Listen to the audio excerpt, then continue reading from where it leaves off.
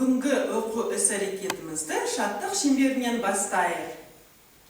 Сәлем саған алтын күн, сәлем саған көк аспан, сәлем саған асыл жер, сәлем саған достарым, жылуына жылу қос, міне менің қолым. Балалар, неше жыл мезгілдері бар? 4 жыл мезгілі бар. Қандай мезгілдер бар? Кәне атап өтейік. Көктем, жаз, қыс. Тамаша. Балалар, ал қазір бізде қандай мезгіл? Көктем мезгілі. Жарайсыңдар. Көктем мезгілінің неше айы бар? 3 ай бар. Атап өтейік. Наурыз, сәуір, мамыр. Жарайсыңдар балалар. Ал қазір бізде қандай ай? Көктем. Қазір бізде қандай ай? Мамыр. Мамыр айы. Балалар, жарайсыңдар.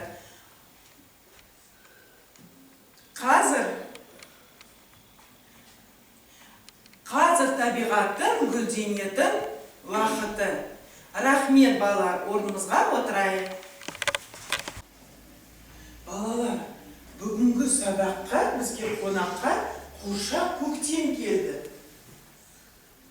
Қараңдаршы, бұл қандай әдемі. Ол өзімен бірге сендерге сыйлыққа гүл шоғын ала келіпті. Балалар, бәріміз рахмет айтайық көктемге. Жарайсыңдар. Қазір біз оны қуыршақты тұрғызып қояйық, ол біздің сабаққа қатысып, сендердің қалай жақсы жауап бергендеріңді тыңдайды.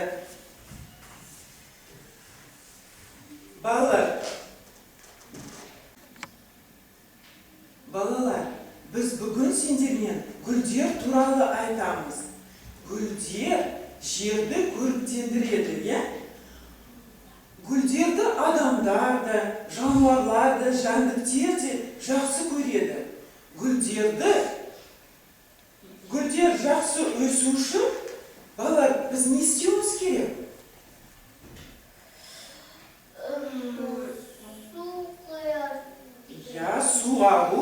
Суару керек, тағы не істеу керек? Күтім жасау керек,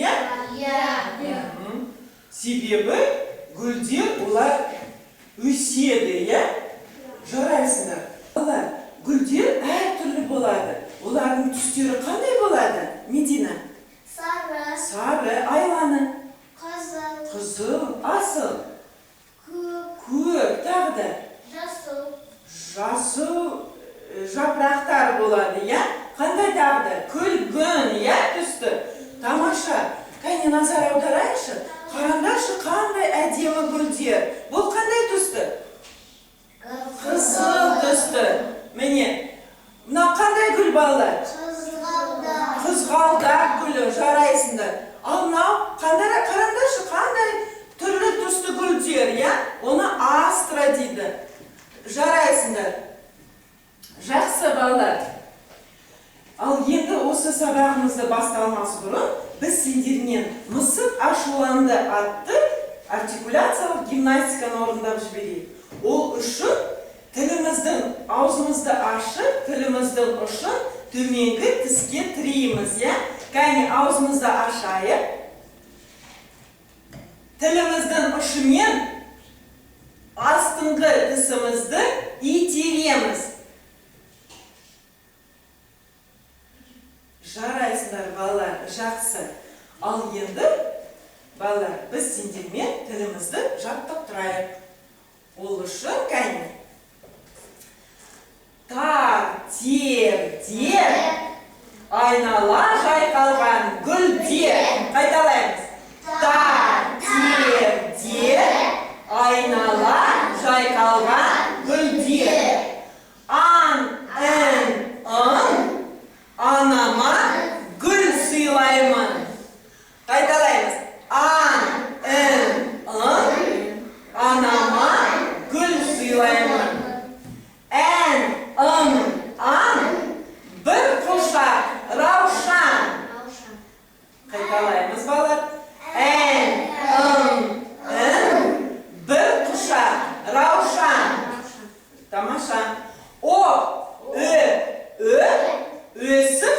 шықты. Ш. О. Ү. Өсіп шықты. Ш. Ү. Ш. Өте. Көп. Қайталаймыз. Ш. Өте. Көп. Жарайсыңдар балалар. Жақсы. Ал енді балалар, қазір мен сендерге жұмбақ жасырамын, иә? Ал сендер жұмбақты шешуін табыңдар. Адамдардың бәрі әдемілігіне қызығады. Су құймаса сәні бұзылады. Ол не балалар? Гүл, тамаша. Жарайсыңдар. Балалар, орысша гүл цветы. Жарайсыңдар. Қайталаймыз. Цветы. Жақсы. Енді мен сендерге тағы да бір жұмбақ жасырайын. Ал сендер мұқият тыңдаңдар. Қып-қызыл дала қарашы, елімнің кең даласы. Қазақстан оның отаны, жайқалған сұлу қарашы. Ол қандай балалар гүл? Қызғалдақ гүлі. Иә, балалар. Қараңдаршы, қандай әдемі жайқалған, иә? Неліктен оны осы қызғалдақ гүлі, оның отаны Қазақстан дейді? Неліктен? Өйткені олар Қазақстанда көп өседі, иә? Далалы жерлерде олар көп өседі. Сондықтан оның отаны Қазақстан дейді. Жарайсыңдар. Балалар, жер, земля. Жарайсыңдар, қайталаймыз. Земля. Балалар, осындай әдемі гүлдерді көрсек, біз бәріміз қуанамыз, иә? Қуанту, радовать. Қайталаймыз, радовать. Жарайсыңдар, балалар, жақсы. Ал енді, балалар, біз сендермен қазір, мен сендерге дидактикалық ойынды, гүлдерді топтастыру деген ойынды ұсынамын.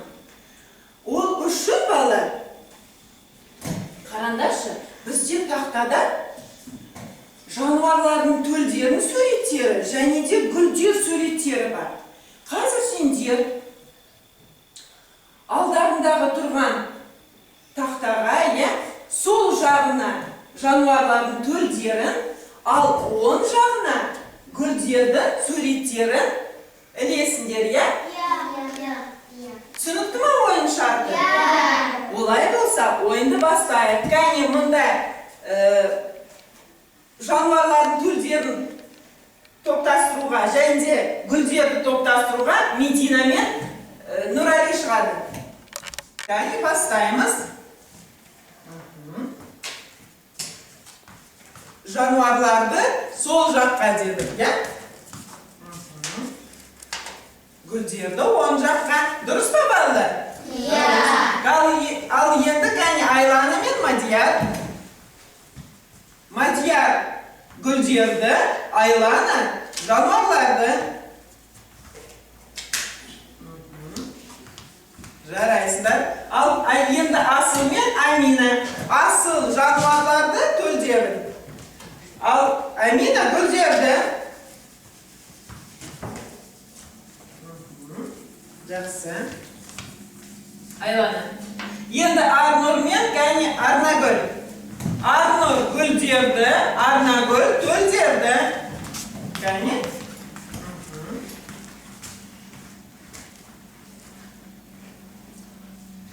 Арнұр гүлдерді. Жақсы. Кәне. Енді кәне Амина мен Айлин. Айлин төлдерді, Амина гүлдерді. Кәне жылдан. Амина жылдан.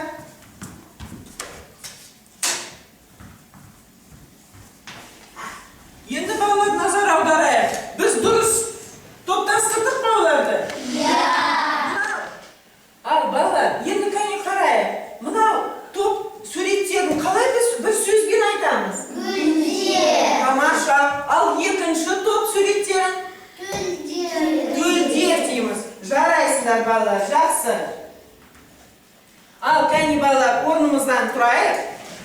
Кішкене денемізді шынықтырып алайық. Қатты нөсер басылды, күн жарқырай ашылды, көктен төмен әдемі, кемпір қосақ шашылды. Жарайсыздар. Жақсы отырамыз.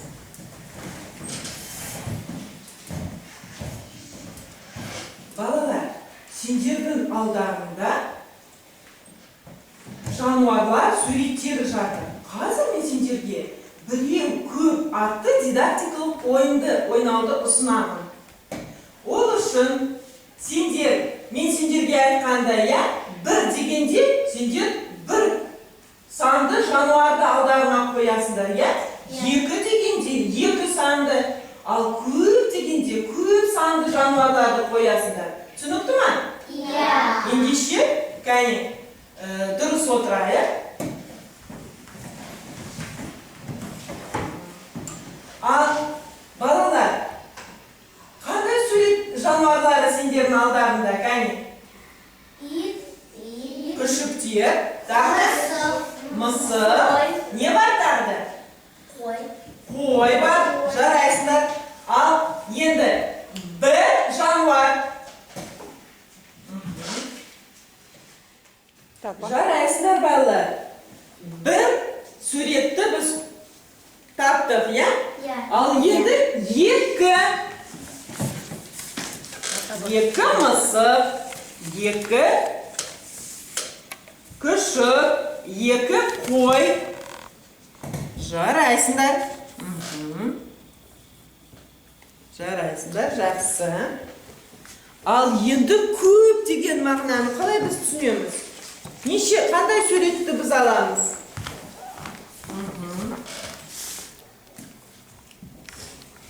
Ал енді балалар, көп деген суретті аламыз,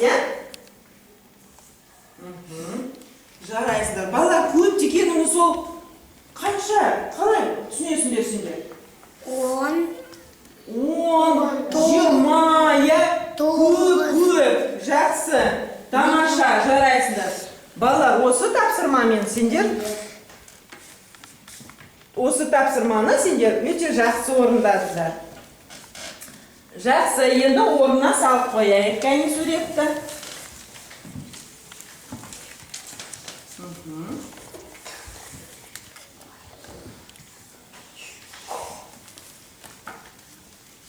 Дайынсыңдар ма? Иә. Жарайсыңдар балалар. Енді, кәне балалар, теледидарға назар аударайық. Балалар, ал енді кәне теледидарға назар аударайық. Суретте біз не көріп тұрмыз? Матрешка. Мынау ненің суреті? Матрешка. Кәне бәріміз бірге қайталайық. Матрешка. Ал мынау ненің суреті? Монтер. Монтер дегеніміз не ол? Кім ол монтер? Электр шамды жөндейтін адам. Электр шамды жөндейтін адам, немесе оны маман дейді, Дұрыс айтасың, асыл. Ал матрешка деген не ол? Ол ойыншық. Ол ойыншық, жарайсыңдар. Енді қараңдаршы балалар. Тыңдаңдаршы. Матрешка. Монтер. Осы сөздерде йо дыбысы естіле ме? Ал кім маған көрсетеді йо дыбысын, кәне? Так, ал Мирей, кәне? Йо дыбысын, кәне, көрсетші маған? Жарайсың, монтер деген сөзде йо дыбысы, ал матрешка деген сөзде Мирей. Тамаша, жарайсыңдар. Кәне бәріміз бірге йо дыбысын айтайық? Йо. Йо деген дыбыстар қандай дыбыстар естіледі? Йо. Имен о дыбыстары естіледі, Жарайсыңдар, балалар, жақсы. Ал сендердің балалар алдарында монтер деген бар, я? Я. Ал қане, қазір біз барлығымыз осы монтер сөзіндегі ё дыбысын тауып, қызыл қарындашпен оны қоршап аламыз, я? Ал қане. Дұрыс отырайық. Қане. Қоршап аламыз. Жарайсың, Айлан. Тамаша. Медина. Таптық па ё дыбысын? Я. Таптық. Қоршап алдық па? Я. Қоршап алдық. Солдыру. Кімнен ал? Нұралидан. Нұралидің қарындашын алады.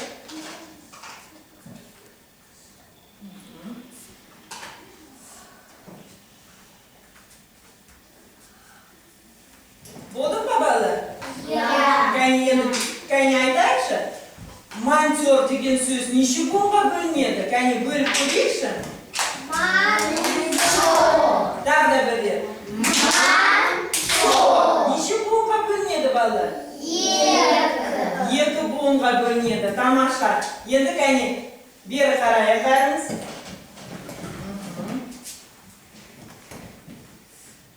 Теледидарға назар аударайық. Балалар, қазір мен сендерге сөйлемде неше сөз бар атты дидактикалық ойынды ойнауды ұсынамын.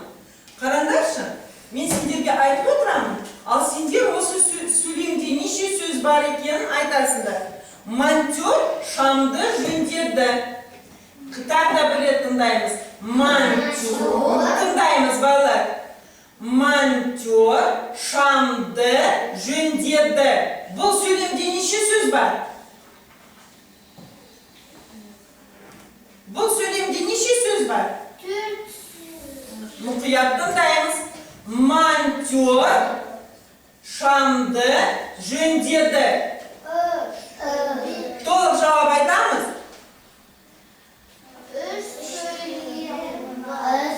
Иә, бұл сөйлемде үш сөйлем бар. Бұл сөйлемде үш сөз бар. Қайталаймыз. Бұл сөйлемде үш сөз бар. Келесі сөйлем. Үй жарқырап қалды. Бұл сөйлемде неше сөз бар? Балалар, келесі сөйлемді тыңдайық. Үй жарқырап қалды. Бұл сөйлемде неше сөз бар? Бұл сөйлемде үш сөз бар. Дұрыс айтасыңдар. Ал енді үшінші сөйлем. Барлық бала қуанып қалды. Кәне, бұл сөйлемде неше сөз естідіңдер? Барлық бала қуанып қалды. Бұл сөйлемде төрт сөз бар. Тамаша, жарайсыңдар балалар. Бұл сөйлемде төрт сөз бар. Жарайсыңдар. Жақсы. Ал енді балалар, қараңдаршы, мынау біздің алдымызда нені көріп тұрмыз? Гүлдерді. Гүлдерді, иә. Бұл тірі гүлдер. Неліктен біз оны тірі гүл дейміз? Олар тыныс алады. Тамаша, олар ауамен тыныс алады. Неліктен олар тірі гүл дейміз? Өйткені олар өседі. Өйткені олар өседі, иә? Өседі, тыныс алады. Балалар, ал қара, қандай оның жапырақтары? Жасыл жапырақтары. Жапырақтары жасыл түсті. Ал қандай жапырақтары? Үлкен. Жалпақ, иә? Мынау гүлдің жапырағы қандай? Жалпақ. Ұзын, иә, жалпақ. Ал мынау гүлдің жапырағы қандай? Кішкентай. Кішкентай. Ал олардың гүлдері қандай түсті, балалар? Қараңдаршы. Қызғылт түсті, иә? Ал мынау? Қызыл түсті гүлдер. Жарайсыңдар. Ал оларды бір сөзбен қалай деп айтуға болады? Олар қайда өседі, балалар?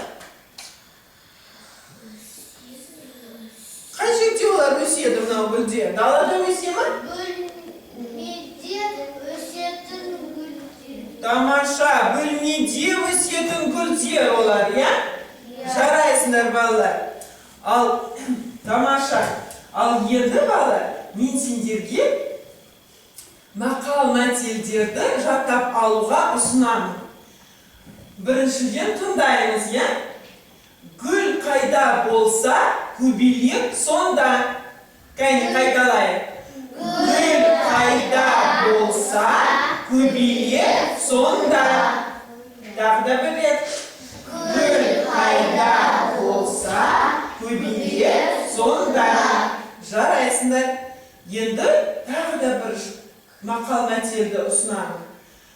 Гүл өссе жердің көркі, қыз өссе елдің көркі. Қайталаймыз. Гүл өссе жердің көркі, қыз өссе елдің көркі. Тағы да бір рет қайталайық.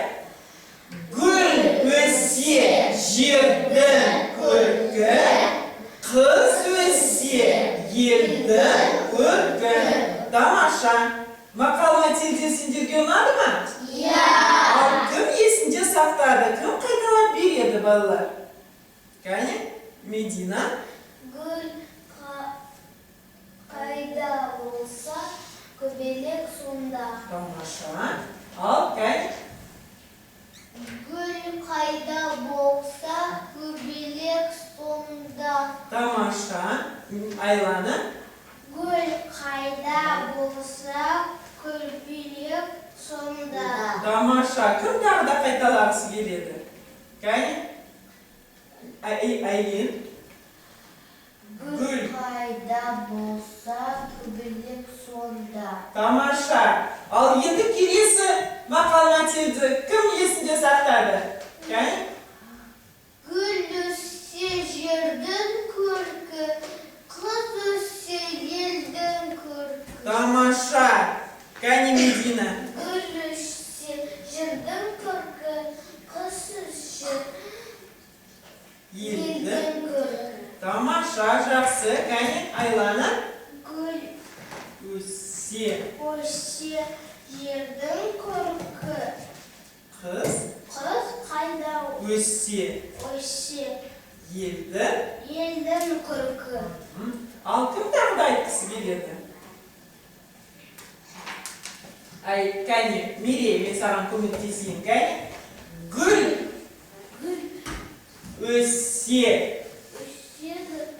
Өседі жердің жердің көркі, көркін, қыз қыз өссе елдің көркі. Жақсы, балалар, келесі сабақта біз осы мақал-мәтелді қайтадан қайталаймыз. Ал балалар, бүгінгі сабағымыз біздің соңына жетті. Балалар, бүгін көктем қуыршақ өте риза. Оған ұнады біздің сабақ, ол сендерге рахмет айтады. Және де сендермен қоштасады. Қош сау болыңдар деңіз. қош сау бол. Жарайсыңдар. Сендерге сабақ ұнады ма, балалар? Иә. Балалар, біз сабақта не туралы әңгімелестік? Гүлдер туралы әңгімелестік, иә? Жарайсыңдар. Ал егер де балалар сендерге сабақ ұнаса, кәне қолымызды шапалақтайық. Рахмет сендерге, балалар.